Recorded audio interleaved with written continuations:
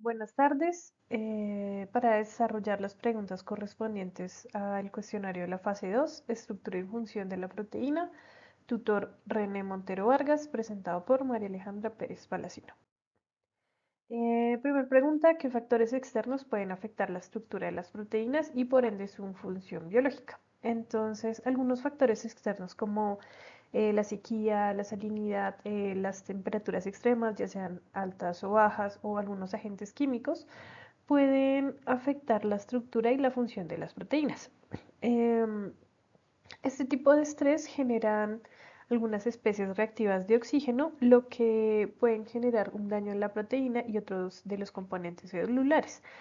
Em, Se alteran la producción y la regulación de las proteínas mediante lo que sería la expresión génica y existirían unas modificaciones posttraduccionales. Uno de los procesos, o bueno, uno de los efectos que ocurre en esto es que se genera la desnaturalización en donde la proteína pierde principalmente su estructura tridimensional. Esto que conlleva a que su función biológica, eh, bueno, que su función biológica, pues depende principalmente de su estructura y pues es la que va a permitir como la interacción con algunas otras proteínas. Uno de los ejemplos, o un muy buen ejemplo, es que en el cultivo de arroz, cuando este está en suelos de altas concentraciones de sal, en suelos salinos, las proteínas estructurales del arroz se desestabilizan y empieza a generarse como una afectación en la absorción de agua y nutrientes, lo que posterior va a presentar una reducción en la producción del grano. Segunda pregunta es cómo las proteínas se pliegan correctamente durante su síntesis y cuáles son las consecuencias de un plegamiento incorrecto. Entonces, las proteínas se pliegan según su secuencia de aminoácidos para poder alcanzar una conformación estable.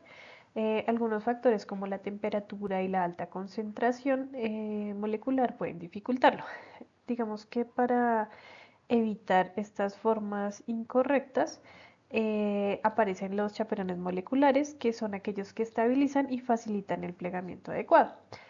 Algunas situaciones de estrés, digamos que la célula activa unos mecanismos de degradación o de reparación mediante algunos chaperones.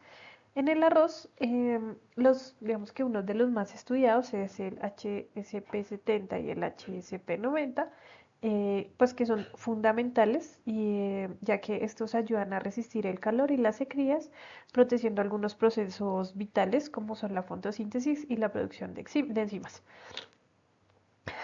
Si una proteína no se pliega correctamente, se pueden formar algunos agregados tóxicos que más adelante pueden llegar a afectar la función celular. Eh, Tercer pregunta es ¿cuál es el papel de los chaperones moleculares en el plegamiento adecuado de las proteínas y cómo afecta esto en la función celular?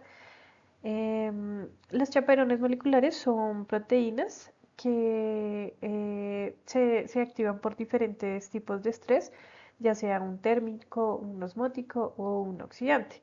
Se encuentran en diferentes compartimientos celulares, ya que pueden interactuar con diferentes proteínas. Tienen dos divisiones principalmente, aquellas que son dependientes del ATP y las independientes del ATP. Entonces, las que son dependientes eh, principalmente utilizan la hidrólisis de ATP para reconocer y plegar las proteínas, mientras que las que son independientes eh, previenen como la agregación sin necesidad de realizar este gasto energético. Eh,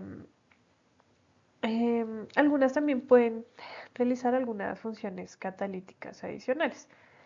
Eh, digamos que su mecanismo de acción se basa en la unión de proteínas, perdón, en la unión de algunas superficies hidrófobas de proteínas y sustratos. Y estas estabilizan su estructura. Proteínas como la HSP70 y la HP90 son esenciales para lo que es el plegamiento, la estabilidad y la función celular.